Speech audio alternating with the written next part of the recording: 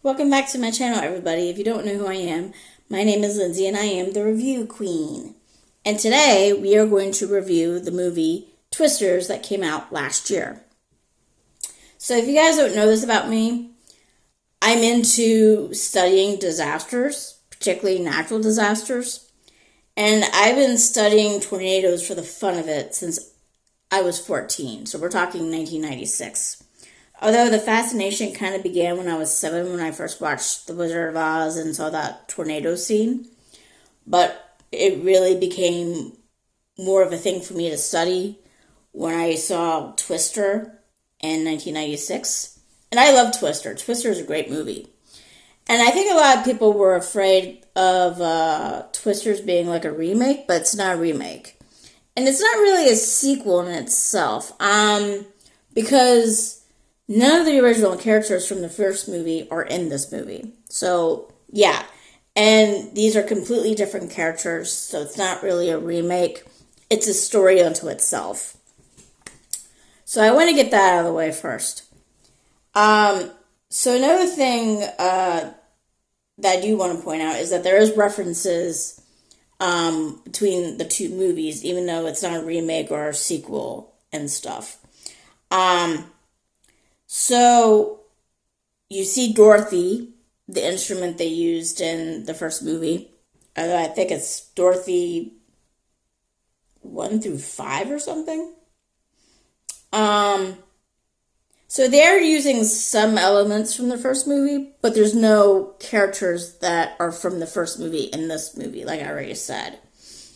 But unlike the first movie where they were trying to get the first instrument up into a tornado to study the tornado, this is more along the lines of kind of the similar, but not 100%. Yes, they do try to get instruments in the path of the tornado like they did in the first movie. But there's like a second thing, and that's basically the main character, Kate. She was trying to see if she can make a tornado lose its power and dissolve and stuff like that. The concept is interesting. I will say that. Trying to do something to make a tornado lose a lot of power or dissolve so it doesn't kill people. That's an interesting concept.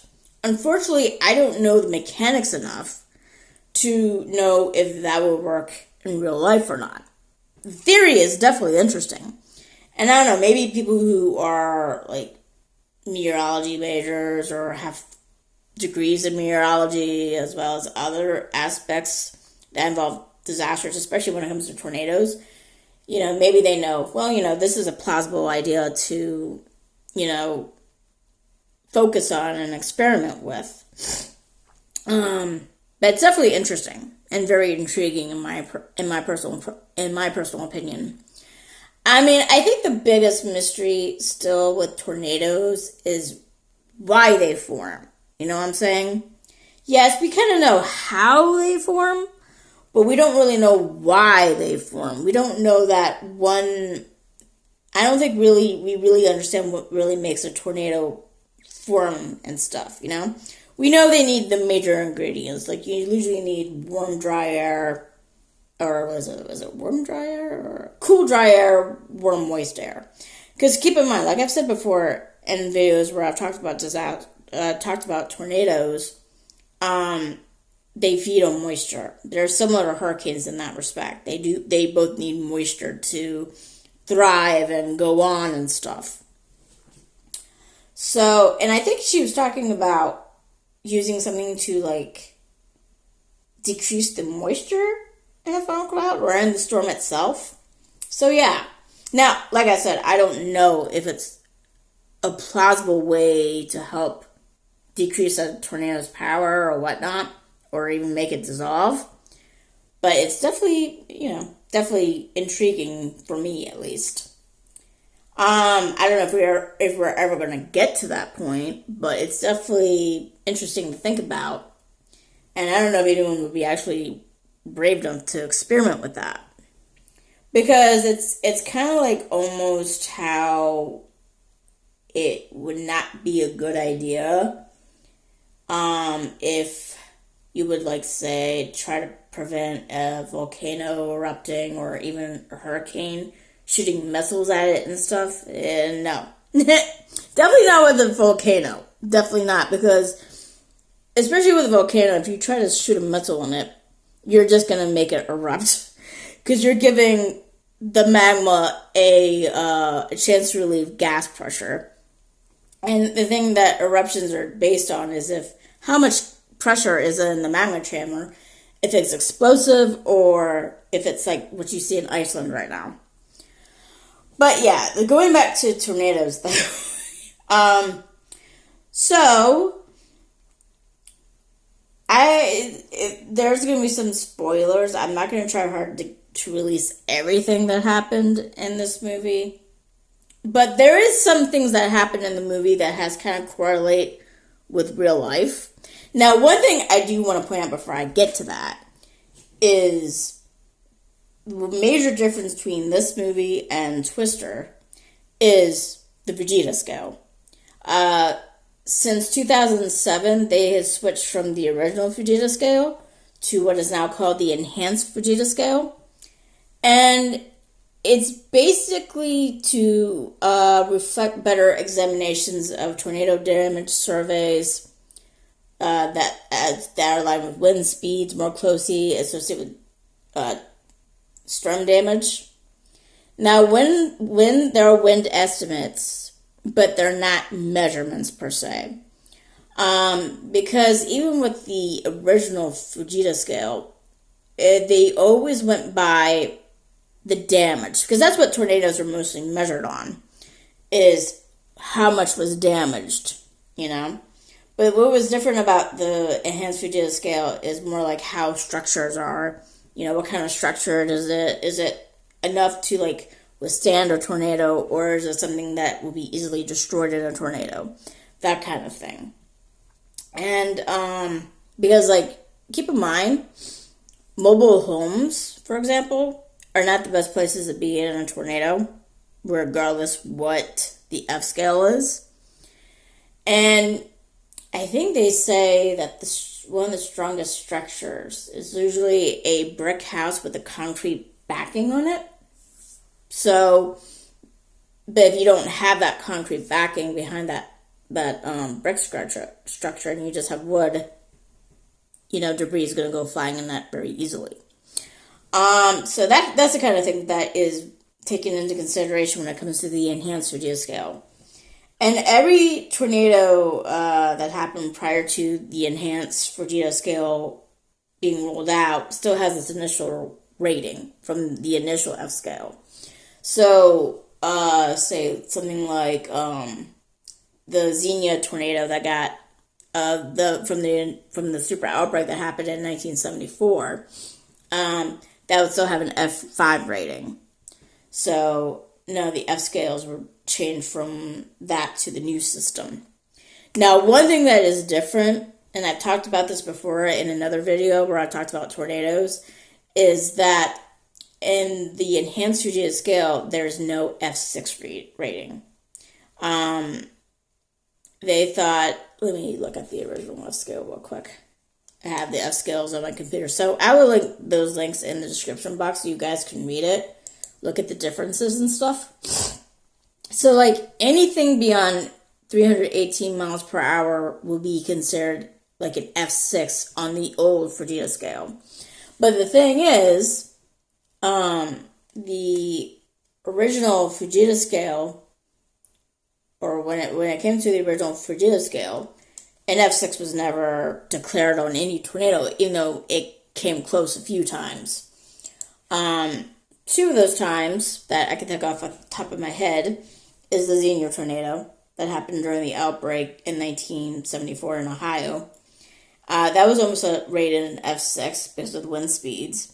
But because the damage was identical to that of an F5, that is why it has the F5 rating. And that's about it. Like, now, with the new Fujita scale, or the enhanced Fujita scale, F5 is basically anything over 200 miles per hour. Whereas initially, the F5 was anything above 261 miles per hour to like 318 miles per hour. And you do have things like the F0, which is basically, well, old Fujita scale was basically like anything below 73 miles per hour. So like slightly less than a hurricane, a category 1 hurricane. But the new one, the enhanced one, is anything between 65 miles per hour to like 85 miles per hour. So, yeah.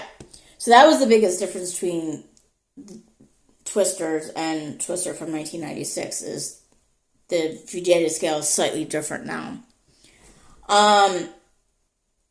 So that's what, if you hear anything like EF, it just basically means enhanced Fujita, okay, rather than just what they used to use, which was like F3, F4, F5. One thing that, there were two things that stood out that kind of resembled real life too, and these might be a little bit of spoiler alert, so if you haven't seen the movie yet, I wouldn't watch this part. I'm not going to try hard to give things away, okay? But, so there's a scene in the movie where they're in the movie theater and the screen gets wiped away, like blown away. Now, this is taken from a real-life incident that happened in Mayfield, Kentucky, because they had an unusual tornado in December of 2021. And somebody took a photo from inside the movie theater where the screen had been, and it just showed the devastation of the town, and it became viral. So that's where that part of that movie comes from. And also, in the very beginning, that kind of makes the character not want to storm chase for a while. The events of that part also kind of resemble what happened in real life. So I'm not going to go into how many people died in this part or what the circumstances was, but like, you can definitely see a little bit of correlation with the El Reno tornado, that happened in 2013. And the El Reno tornado was a very erratic behaving tornado. It took storm chasers, a lot of them professional, by surprise. And it was the first tornado that actually killed storm chasers. 3 of them very well known. And because the tornado, even though this tornado, and I'm talking about real life, I'm not talking about what's in the movie. This tornado in real life, the El Reno tornado of 2013, even though it was in the country, it moved very fast. It was massive. I think they said it was 2 miles long or something, the funnel cloud, or either the funnel cloud or the monocycle. I think it was the monocycle. It was big. It was massive. And it was rain, or what do they call it? Is disguised a lot in rain.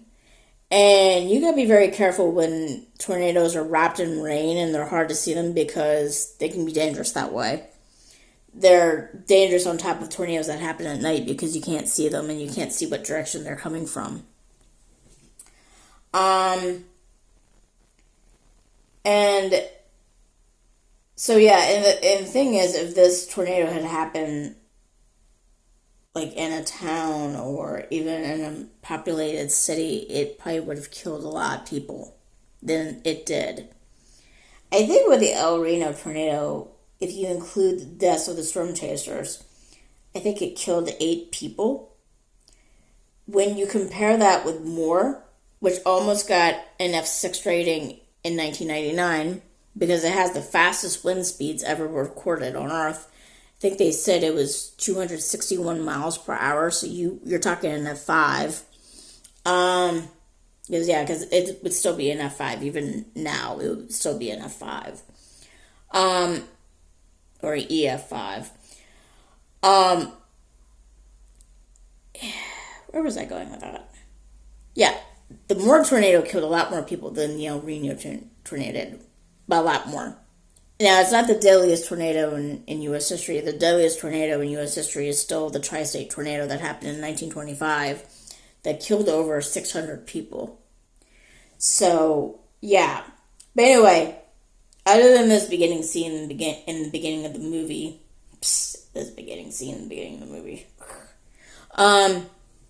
where, some storm chasers died, which, again, correlate with what happened with the El Reno tornado of 2013, you do have a scene too in like near the end of the movie where the tornado gets massive and moves fast, and that kind of like resembles the El Reno tornado too, even though you couldn't see it clearly. In real life, in the movie, it's like a lot more obvious, and it develops from a very different reason, which I don't want to give out. But having said that, as someone who loves to study tornadoes, I like this movie a lot. I would recommend it if you are into tornadoes and storm chasing and stuff. I think it does a good job, and not that the first movie didn't do it, because in the first movie, storm chasers also died, but like, I think this movie also highlights that storm chasing can be extremely dangerous. You need to know what you're doing, and there are times where the rules can change and it can surprise even the most professional storm chasers. I mean, and that's the thing when it comes to a lot of disaster science and stuff, like tornadoes and volcanoes. It can be dangerous at times to study as well as observe and stuff like that. So you just got to be careful if you're into it and stuff, or if you're interested in learning about it and stuff. Do I want to go over anything else? Yeah, so I liked it. 5 out of 5 stars for me. And actually, when I looked on the Internet Movie Database, Twisters had the same rating as Twister did in 1996, which was 6.5. So they have the same rating, if I said that clearly. So yeah. So would you guys see this movie? If you have, what were your thoughts? Leave it in the comments if you can. I say that because sometimes YouTube is like, no, comment section for you, because we think this is kid-friendly enough. But whatever. So, if you like this video, smash the like button. If you subscribe, I'll be absolutely delighted, and I'll see you all later. Toodles!